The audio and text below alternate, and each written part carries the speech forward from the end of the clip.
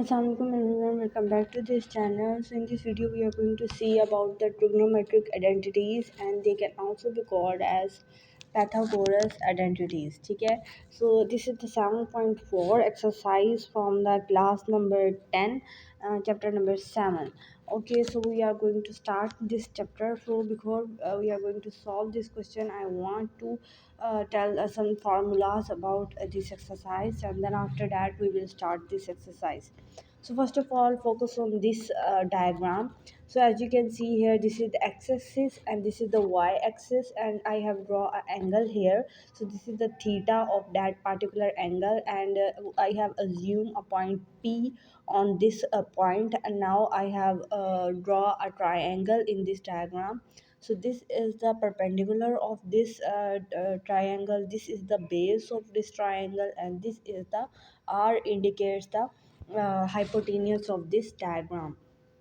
Now there is the angle theta, and this angle can, let's suppose I can give this point name as M, this point is given name as O, and this point is given name is P.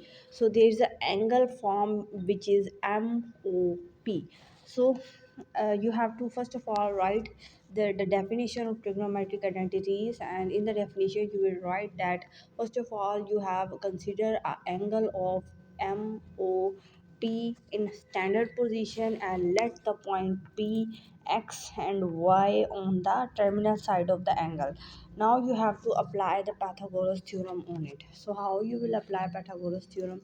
So you know very well about the Pythagoras theorem. So this is the formula of Pythagoras theorem, that hypotenuse square is equal to base square plus perpendicular square. Now अब आप लोगों ने formula drive करना है. So formula आपने drive करने के लिए किस तरह से आप करेंगे? फर्स्ट ऑफ ऑल आप इसको डिवाइड कर देंगे आर स्क्वायर के साथ, ठीक है, यानी हाइपोटेन्यूज के स्क्वायर के साथ इन सबको डिवाइड करेंगे. सो एक्स को मैंने उससे डिवाइड किया है, वाई को मैंने डिवाइड किया और आर को डिवाइड किया. अब ये आर स्क्वायर इस आर स्क्वायर से कट जाएगा, ठीक है, ये बाकी वैसे को वैसे ही मैंने लिखा है और ये 1 आ गया हमारे पास. अब मैं इस स्क्वायर का कॉमन ले सकती हूँ, ठीक है, ये इसके ऊपर भी स्क्वायर है, इसके ऊपर भी स्क्वायर है. सो मैंने दोनों का इकट्ठा कॉमन ले लिया, इसके ऊपर भी मैंने ऐसे का ऐसे किया है. अब आप लोगों को पता है कोस थीटा क्या होता है. कोस थीटा का फार्मूला आपको पता है कि कोस थीटा, ये यहाँ पर मैं लिख रही हूँ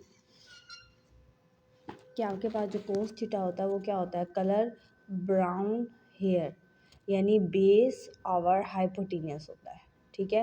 सो अब इस ट्रायंगल में देखें, आपकी बेस क्या थी, आपकी बेस एक्स है. सो कोस थीटा आपके किसके इक्वल हो गया है, कोस थीटा बेस आपकी है एक्स और हाइपोटेनियस आपके पास ये आर है, तो आर लिख दें. It's mean x over r की जगह मैं कोस थीटा लिख सकती हूँ, ठीक है. अब वाई ओवर आर कैसे आया, ठीक है, अब y over r sine theta के इक्वल वो कह रहे हैं. सो साइन थीटा का आप फार्मूला देखें. So sine theta is equal to some people have.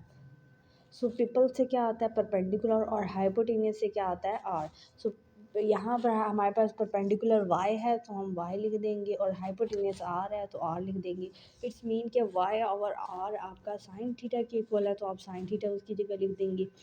अब इनका स्केयर है तो मैंने वही स्केयर को दोबारा लिख दिया है, cos square theta plus sine square theta is equal to 1. So ये आपका एक पहला फार्मूला जो है वो प्रूफ हो चुका है. सो आई होप कि पहले फार्मूले की किस तरह से डेरिवेशन करनी है ये सब आपको पता लग गया होगा. अब नेक्स्ट फार्मूले को हम प्रूफ करने और उसको ड्राइव करते हैं. सो नेक्स्ट फार्मूला हमारे पास ड्राइव करने का तरीका ये है, ये ठीक है, और ये नेक्स्ट फार्मूला है हमारे पास. अब हम इसको ड्राइव करते हैं. सो आपने कुछ भी नहीं करना, जैसे पिछले में किया था कि आपने डिवाइड किए थे वैसे ही आपने डिवाइड करना है. बट पिछले में आपने आर स्क्वायर से डिवाइड किया था, अब आप एक्स स्क्वायर से उसी वैल्यू को डिवाइड करने वाले हैं. पहले मैंने नीचे आर स्क्वायर लिखा था, अब आप एक्स स्क्वायर लिख दें. सो जब आप एक्स स्क्वायर लिखेंगे, ये एक्स स्क्वायर इस एक्स स्क्वायर से कट जाएगा, सो यहाँ पर 1 आ जाएगा. ये वैसे का वैसे रहा, ये वैसे का वैसे रहा. अब मैं इसके होल स्क्वायर को खोलूँगी और उनको उधर ले जाऊँगी. सो 1 को मैं इधर ही रहने देती हूँ, ये वाली वैल्यू उधर आ जाएगी. सो आर ओवर एक्स को मैं इस तरह लिख सकती हूँ, माइनस वाई ओवर एक्स को मैं कुछ इस तरह से लिख सकती हूँ, ठीक है. अब आर ओवर एक्स किस तरह से टेन थीटा के इक्वल आता है, तो वो आप पूरा प्रूफ करेंगे. टेन थीटा जैसे थ्रू प्रॉपर ब्रशिंग, ठीक है. सो प्रॉपर आपके पास क्या आता है, आपका हाइपोटेन्यूस, ठीक है। और प्रॉपर आपका आ जाता है वाई, और बेस आपके पास क्या है एक्स, तो ये टैन थीटा के इक्वल आ गया, और ये हमारे पास सीकेंड थीटा के इक्वल, यानी 1 = अगर मैं इधर सीकेंड थीटा का स्क्वायर माइनस टैन थीटा का स्क्वायर, सो मैंने वही स्क्वायर नीचे खोला और आपके पास आंसर आ गया, ये 1 है, ठीक है। So 1 = tan theta square minus second theta square, so ये आपके पास आंसर आ चुका है, ठीक है। सो ये नेक्स्ट एक फार्मूला ड्राइव हो गया। अब हम तीसरे फार्मूले को ड्राइव करने की तरफ चलते हैं। इसमें भी आपने कुछ नहीं करना है, सिर्फ वाई स्क्वायर के साथ डिवाइड कर देना है।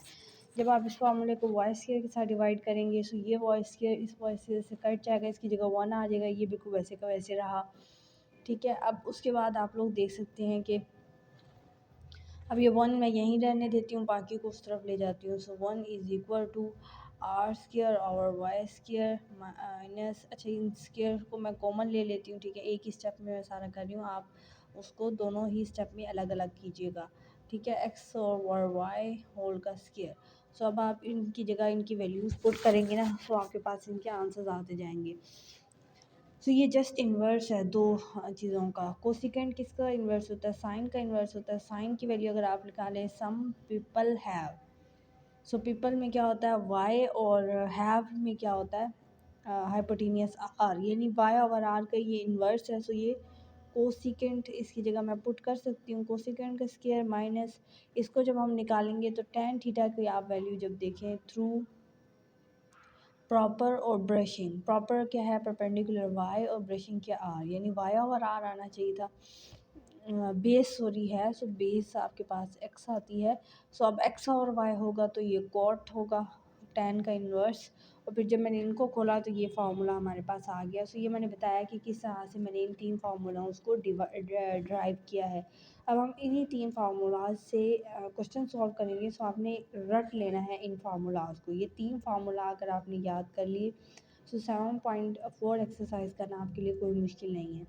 तो अब हम लोग चलते हैं 7.4 एक्सरसाइज के ऊपर, उसके क्वेश्चंस को देखते हैं और उनको सॉल्व करते हैं। अच्छा बच्चों, 7.4 पे ये क्वेश्चन नंबर 1 दिया गया है, और तीनों उन्हीं फार्मूला जो मैंने पहले आपको पढ़ाया है उन्हीं से आपने ये क्वेश्चन सॉल्व करना है। सो बिल्कुल सिंपल सा है ये क्वेश्चन। सो अब आपने सबसे पहले देखना है कि दोनों में ही स्क्वायर है, और स्क्वायर को हम लोग कॉमन लेते हैं, जैसे हमने फार्मूलाज में भी लिए। सो साइन थीटा का स्क्वायर है, तो एक्स आपके पास वैसे ही रहेगा। याद रखना कि आपने एक्स के ऊपर ना ये स्क्वायर नहीं लगाना है। सो मैंने इस बहुत कॉमन का स्क्वायर इस तरह से निकाल लिया। अब आपको पता है यहाँ पर थीटा की जगह जस्ट एक्स पुट कर दिया गया और कुछ भी नहीं है। सो आपने इसको एज अ थीटा ही एज्यूम करना है।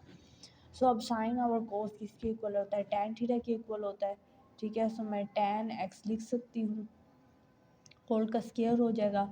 सो अब मैं होल का स्क्वायर को अंदर ले जा रही हूँ, टैन स्क्वायर एक्स, अगर मैंने इस तरह लिख दूँ या इस तरह लिख दूँ बात तो एक ही है ना। सो ये आपके पास आंसर आ चुका है। सो ये था हमारा क्वेश्चन नंबर 1। सो ये हमेशा याद रखना है कि साइन थीटा और कोस थीटा ये हमेशा टैन के बराबर होता है। सो ये कुछ चीज़ें हैं जो आपने रट्टे मारनी होती हैं, उनको हम लोग इस तरह कर नहीं सकते। सो नेक्स्ट क्वेश्चन में उन्होंने कहा है कि tan x multiply by sine theta multiply by secant theta. So sine tan को खोल लें, टैन किसके इक्वल होता है, साइन एक्स और कोस एक्स होता है। यहाँ पर साइन एक्स वैसे का वैसे ही रहेगा, और सीकेंड किसका इन्वर्स होता है, कोस का होता है।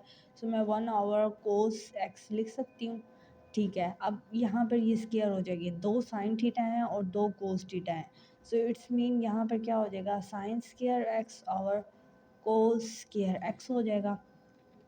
अब आप लोगों को पता है कि अगर मैं इसका एक्स स्क्वायर कॉमन ले लूँ, यानी यहाँ से मैं स्क्वायर हटा कर इसका मैंने ये स्क्वायर इस तरह से कॉमन ले लिया है। सो साइन और कोस किसके इक्वल होता है, यहाँ पर भी हमने ये चीज़ की है, टैन एक्स के इक्वल होता है। तो टैन स्क्वायर एक्स इस क्वेश्चन का आंसर हो गया, ठीक है। अब हम लोग चलते हैं क्वेश्चन नंबर 3 के ऊपर।